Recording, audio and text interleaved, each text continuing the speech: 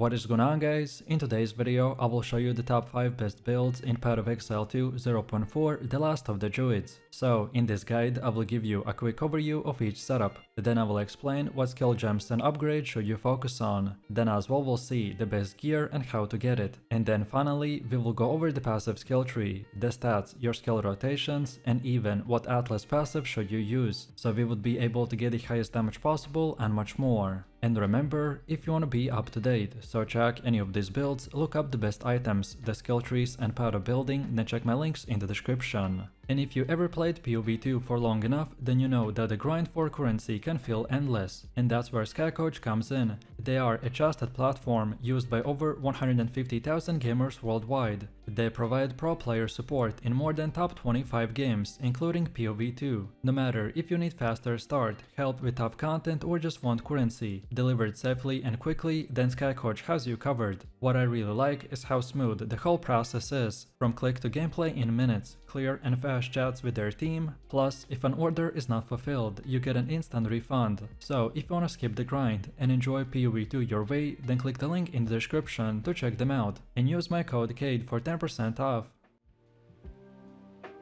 So Cyclone has effectively returned to PoV2 in the form of the Whirling assault, and when you combine it with the Titan's ascendancy, armor stacking, stun abuse and the charge scaling, the result is one of the most dominant melee builds that you've ever seen. This is a spin to win build in its purest sense, one button to clear maps, one button to generate combos, and one button to stun entire screens. You're constantly moving, constantly attacking and constantly scaling damage just by existing near enemies. And the craziest part is that this build does all of that while being nearly unkillable. We are talking about 80,000 armor in maps with room to push even further. The Titan's Ascendancy is hands down the best ascendancy in the game for armor stacking, and this build abuses that fact to the absolute maximum. The hulking form alone turns small armor nodes into massive power spikes, then crushing impacts gives us ridiculous stun buildup and multiplicative damage against stun and heavy enemies. Then Stone Skin multiplies armor from the body armor by pushing defensive scaling into insane territory. And finally, Colossal Capacity rounds everything out by giving raw stat scaling that makes entire builds feel smooth and effortless. What really pushes this build over the edge is how everything stacks together. Armor stacking will feed survivability. Survivability will let you stay spinning, and staying spinning increases the stun uptime. Then that stun uptime feeds crashing impacts. The crashing impacts will increase damage, then that damage will feed charge generation, and those charges will feed falling thunder. And then finally, the falling thunder will delete bosses. So, as you can see, every system will reinforce the next one, and nothing feels wasted or clunky. So, let's take a look at the specifics, and first we have our skill gems. At the core of this entire setup is the Whirling Assault, and everything else exists to amplify that what the skill already does naturally. The Whirling Assault is your movement skill, your clear skill, your combo generator, and your damage engine all at once. You're always hitting, always moving, and always progressing forward, which makes the gameplay feel incredibly fluid. Then Mantra of Destruction is also one of the most important buttons for this build. This skill handles power charge generation and provides massive damage boost that scales multiplicatively with several other mechanics. Those power charges are then consumed by the charge regulation to gain multiplicative critical strike chance, and further leveraged by the charge staff for additional damage and utility. This charge engine is what allows this build to scale damage without needing insane weapon investment. Then Tempest Belt is your control and the burst amplifier. Against rares and bosses, placing 1 or 2 bells will dramatically increase our stun buildup, apply repeated hits, and even create windows where enemies simply cannot attack. With crushing impacts, the stunned enemies will take significantly increased damage, which means every bell will dramatically increase our effective DPS. Then Falling Thunder is the boss killer. This skill consumes power charges and deals fully multiplicative damage per charge. When combine that with the Mantra of Destruction, the Tempest Belt and Armor Break, the Falling Thunder can outright one-shot bosses or remove massive chunks of their health instantly. This one is not required for mapping, but it turns bossing into a joke. Then supporting gems provide armor break through the scavenge plating or armor break. Then shock effects through the flat lightning damage on the gear, and optional spirit auras like the overwhelming presence, if you have enough spirit to support it. Even without optimal auras, the build performs at extremely high level. Next up, moving on to the passive tree. This setup is designed to maximize the Whirling Assault efficiency through armor stacking, stun scaling and AoE explosion as well as charge synergy, while remaining extremely point efficient. The padding prioritizes clusters that give us multiple layers of value at once rather than isolated damage bonuses. A large portion of the tree is invested into the armor and defensive clusters, especially those near the lower and the left sections of the tree. These include multiple small armor nodes, increased armor from body armor, and general physical mitigation passives. Combined together, these nodes will scale extremely hard and form the backbone of this build's survivability. The tree will intentionally avoid evasion and instead fully commit to the armor scaling, which synergizes with our gear choices and other mechanics later on. Then stun buildup and melee control nodes are second major focus. The several notables and surrounding small nodes will grant increased stun buildup, stun duration and bonuses against heavy or stunned enemies. These are placed along the main damage path rather than being bonuses, as this will ensure that every hit will contribute to both control and damage. This allows rares and bosses to be locked down consistently once the Whirling Assault is active. This tree also heavily invests into the AoV and melee attack scaling, so AoV nodes are taken deliberately to expand Whirling Assault's hit radius near to the full screen levels, which greatly improves mapping speed and the combo generation. Attack damage and melee physical damage clusters are also stacked in alongside the AoV so that the clear speed and single target damage will scale together. And then finally, the charge interaction is another key element. This tree will path into the power, frenzy and endurance charge related passives by enabling very strong synergy with external charge generation and sources. Overall, these nodes will provide increased damage, attack speed, defenses, while also supporting burst windows at the same time. This setup takes the advantage of one of the most broken ascendancy mechanics in the game, so sacrificing minions for the raw character stats, and then scaling those stats into the screen-wide damage that deletes everything before it can even see you. This is not a traditional minion build, and it is not a conventional caster either. Instead, it's a high investment, high ceiling monster that converts spirit and sacrificed minions into overwhelming damage output and near constant screen control. At its core, this build abuses the Abyssal Lich ascendancy by stacking enormous amount of spirit, reserving massive numbers of archers, and then turning sacrificed minions into the permanent offensive and defensive bonuses. We are not relying on the minion AI to clear the map for you. The minions exist just to be consumed by empowering you directly, while the spells will blanket the entire screens in overlapping damage zones. And the result is a build that is unstoppable once fully assembled, with damage scaling that most players have never experienced. At the endgame, this build will offer some of the highest consistent DPS in the game, insane clear speed through AoV stacking, and boss damage that makes all content easy. The Abyssal Lich does not negotiate with enemies, it just erases them. So, if you're looking for a build that feels truly different, one that pushes the Path of Exile's 2 systems to their limits, and rewards deep mechanical understanding and investment, then this is it. So, let's take a look at the specifics, and first we have our skill gems. The skill gem setup is where the AoV stacker will come to life, because every single choice will reinforce the same goal, so massive AoV coverage, constant triggering, and scaling damage through the sacrificed minions and the spirit reservation.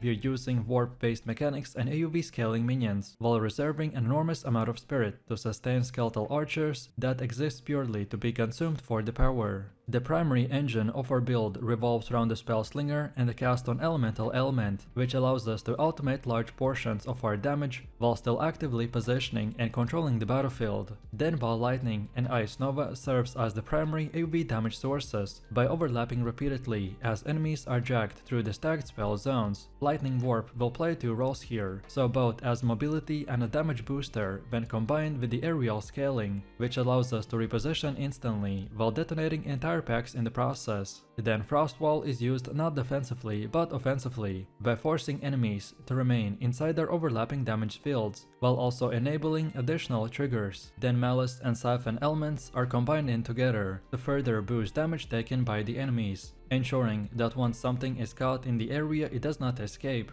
Then on the minion side, the Skeletal Frost Mage, Skeletal Arsonist and the Skeletal Sniper are all reserved primarily for the spirit scaling and the sacrificed interaction. These minions are not meant to survive, their main purpose is to fuel the Abyssal Lich ascendancy by providing raw stats and the multiplicative scaling when sacrificed. The sheer number of reserved archers enabled by the extreme spirit stacking is what pushes this build over the edge. Next up, moving on to the passive tree. We want to build this almost entirely around scaling AoV, spell damage, intelligence, and the spirit's efficiency, while picking up key minion nodes purely for sacrifice value, rather than traditional minion damage. This is not a setup that spreads itself thin. Instead, every path is taken deliberately and feeds directly into the build score loop. At the top of the tree, you can clearly see the heavy investment into the AoV clusters, which dramatically increase the size of the ball lightning, ice nova, and the lightning warp interactions. These nodes are what allowed the build to function as a true AoV stacker, by turning modest base skills into the screen-wide damage zones. Intelligence stacking will also further amplify this effect by scaling mana, energy shield, and the overlapping spell effectiveness. Then also, we get few minion nodes. We are not scaling minion survivability or attack speed in a traditional sense. Instead, we focus on nodes that increase minion life, spirit efficiency,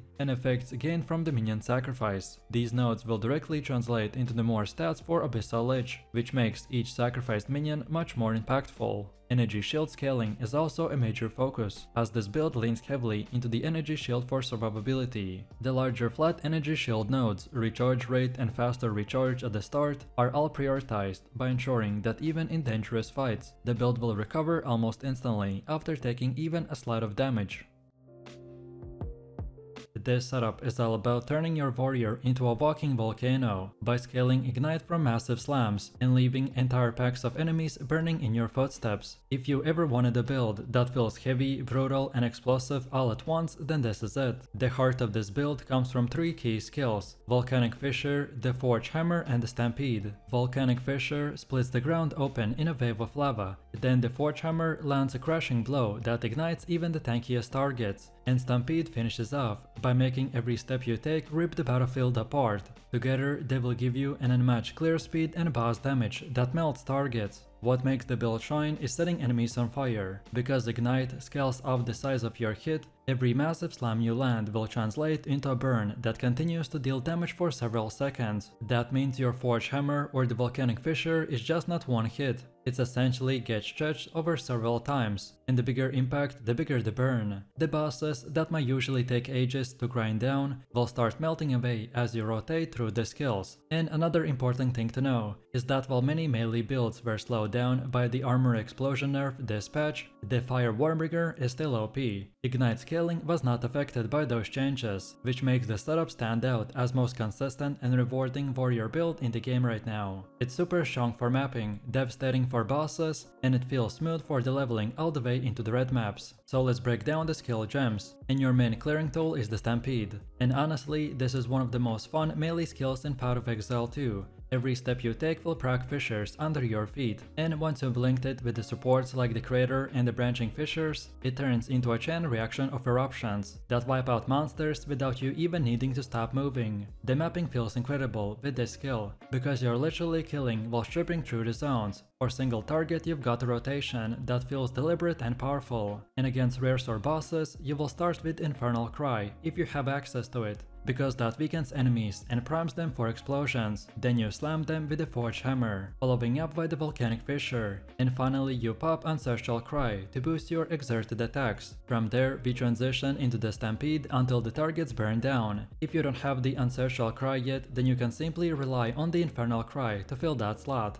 and you will see huge ignite damage rolling over time. Especially for tanky bosses, dropping a War Banner before you start your rotation will add that extra push you need. And one quick tip here, keep your War Banner at a low level. Leveling it up increases dexterity requirements without giving you much more power, so you actually save yourself some stat headaches by leaving it underleveled. It's still incredibly effective, but you don't need to overcommit points into dexterity just to keep it online. Then for supports, the first place that you want to invest your quality is the Stampede, since that's your main clearing skill and it scales beautifully with the early investment. When it comes to the Jevels, there are two things to look out for. The new unique The Jevel Heart of the Will is a game changer by giving you both maximum life on a kill and extra fire damage. Then for rare Jevels, aim for stats like the added rage on a hit, increased damage against enemies with the broken armor, and even the block chance for survival. These will scale your damage while also shoring up defenses, which is the perfect balance for a melee fire build. Then next up we have the passive tree. And you want to start at this section and move into the clusters that emphasize melee damage, slam effectiveness and the Warcry synergies, since Ignite is our main damage source, so we prioritize the fire multipliers and burning damage nodes, making sure that every big hit we land translates into the sustain burning. Then physical to elemental conversion nodes are also key here, since they let us turn the Rash Janked into devastating fire output. Defenses are built directly into the progression, so maximum life scaling is everywhere, combined with strong investments into the armor and endurance charges. Endurance charges aren't just for defenses, they also tie into the Warbringer synergies and empower your exerted attacks. This keeps you both tanky enough to stay in the melee range and consistent enough to deliver empowered blows every few seconds. The Warcry nodes are another cornerstone of the tree. The cooldown reduction and exerted attack bonus are critical, since our whole single target rotation relies on weaving the Warcry into the slams. By reducing cooldowns and increasing their effect, we make sure that our infernal and ancestral cries are always ready when we need them. There's also room here for scaling AoV, which feels fantastic with the skills like the Volcanic Fissure. Bigger coverage here mean faster map clearing, but it also ensures that your slams reliably ignite every enemy in a pack. This build blends lightning-fast spellcaster gameplay with an automated, screen-shattering comet barrages that create a playstyle that feels fast, explosive, and utterly dominant from the league start and transitioning all the way to the pinnacle bosses. This build looks insane and it delivers. The fire infusion comets will hit like a truck, with massive ignites on top, while cold infusion sparks will chain across the screen for endless clear pressure. The gameplay feels like a traditional spark build, but with godlike benefit of cast on critical procs. And also, we got the triple orb of storms that chain lightning everywhere, and permafreeze every enemy in the site to lock them down and delete. Our damage output is off the charts, with the comet shotgun bursts visibly deleting rares and the chunky ubers for 100k plus hits, while the spark chains maintain blistering clear speed in the dense maps. Then defensively, the build is peak tankiness, so Chaos Inoculation with a massive energy shield pull will ignore all chaos, and then we stack on the permafreeze for the cold conversion via the Call of the Brotherhood, and this screen-wide spark coverage will keep the enemy shattered and immobile, by giving our energy shield enough time to recharge after big hits. This will complement the energy shield playstyle perfectly, so you tank railguns, then freeze the retaliation, and then recharge to full before the next phase. On top of that, even if the comet misses a beat, your sparks alone will carry the maps and bosses. And this is what makes the build special. We are a pure spellcaster at the heart, with a cast on crit comets as the ultimate force multiplier. So let's take a look at the specifics, and first we have our skill gems. The heart of this build is the perfect synergy between the trigger skills and infusion management, all scaling through the spell damage, critical strikes and the elemental equilibrium keystones for the flipped infusions. Our primary trigger is the spark, supported by the lightning mastery, the rapid casting, projectile acceleration, efficiency and the pinpoint critical. And the recent buffs to the zeniths too will make it a killer swap later, for a massive damage at 90% mana. The spark is very OP, as we could infuse him with the 7 elements and the EE, which chains off the triple orb of storms for insane coverage and the crit ramp up for 60% base. Then next we got a cast on critical comet, linked to the efficiency too, pinpoint critical, raising tempest and the cold mastery. But we can also swap the cold for the zenith post mana fix. This procs fire infused comets on the crits by shotgunning bosses and obliterating groups with over 100k fire and cold hybrids with a huge ignite. We also use no elemental penetration to preserve mana, as we are prioritizing raw DPS efficiency on a budget. Then Orb of Storms triples up with the left click Unleash, supported by efficiency, consider casting, over Abundance, Unleash and the pinpoint critical. We can also ditch considered for Zenith once the mana flows. These orbs will chain lightning on every spark. Then build your crit meter and generate cold infusions for the sparks blasts. Then next we have the Frost Bomb, which is your infusion engine, supported by the spell cascade, over Abundance, the short fuse and the potent exposure. We just tap it to get exploding fire infusions for the comets, and plus exposure for the chill synergy. On top of it, utility will shine with the weapon swap binds, so we get the Sigil of the Power on the Chimming Staff, which we beef up by magnified area, prolonged duration and the cooldown recovery, for the permanent damage boosts while spending mana. Then Elemental Weakness will share the swap, supported by the Focus Curse, Expanse, Prolonged Duration and the Cursed Ground, or even the Hex Bloom for the speed clear. We usually plan it for set and forget debuffs that apply everything nearby. And finally, Convalescence is your panic button by instantly kicking Energy Shield Recharge with the prolonged duration and cooldown recovery. Next up, moving on to the passive tree. This build focuses on scaling spell crit and the ES recharge, while solving mana forever and balancing massive offense with unkillable defenses in the most efficient path possible. The core psychology here is simple. We pump crit to 60% via the tree nodes, like the Careful Assassin and Controlling Magic, and then multiply it through the Pinpoint Critical and the Malorgris gloves that ignore its downside for the pure crit multi-explosions. From there, we branch into the spell damage, the cold and lightning scaling, and the remnant pickup for the Stormweaver synergy. So remnants respawn every 3 seconds, which fuels infusions non-stop. Also, energy shield is very important, so Chaos Inoculation Keystone is key. All clusters like the Patient Barrier, Enhanced Barrier, and the Dampening Shield will boost our pull to 8k.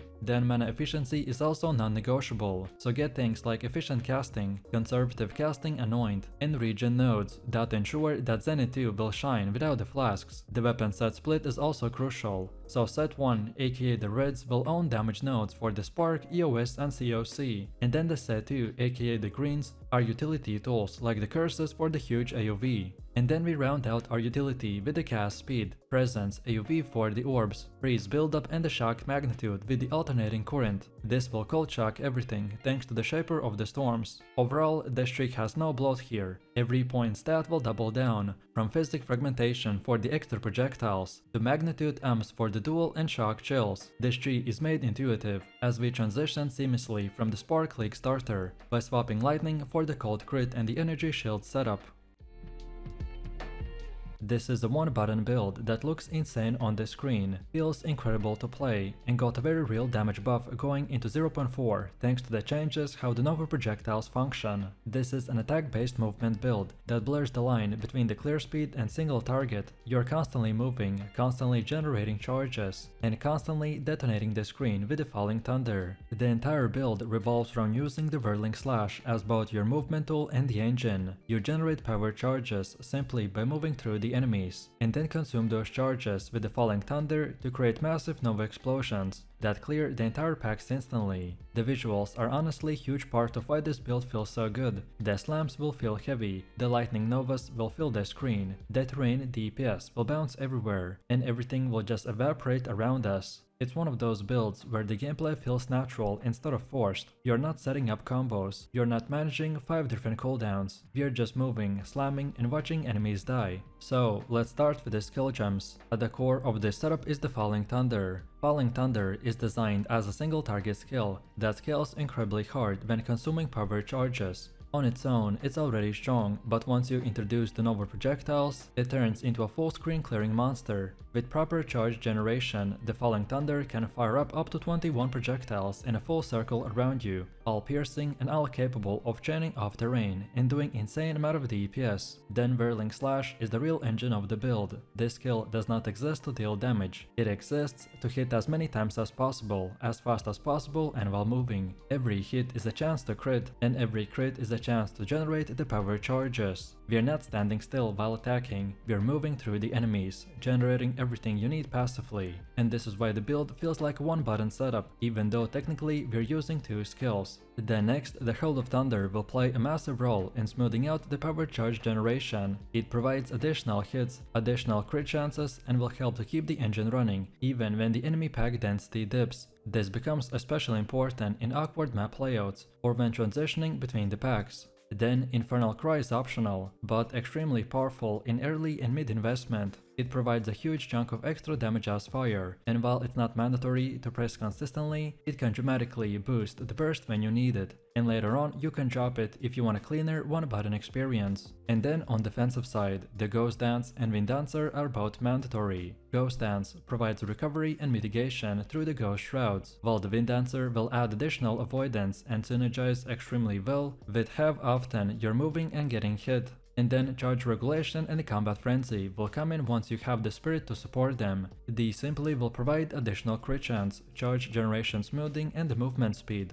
Next up, moving on to the passive tree. And this entire tree exists just to support the charge generation, crit scaling and defensive stacking. We aggressively path into the critical strike chance and the critical damage early, because these crits are the lifeblood of the build. If you're not critting, you're not generating power charges, and if you're not generating the power charges, then the Falling Thunder does nothing. This is why you should not transition into the build too early. You simply won't have enough passive points to support it until the later levels. We also heavily invest into the evasion and deflection. These two mechanics will roll independently, which means even if you fail an evasion roll, you will still get a chance to deflect. When you deflect, you will take significantly reduced damage, and with additional deflection scaling on the tree, this reduction will become extremely powerful. Then skill effect duration is deceptively important here as well. It helps to smooth out the Ghost Dance uptime, Wind Dancer's interaction, and even the overall loop stability. The build will feel much worse without it, even though it's not immediately obvious why.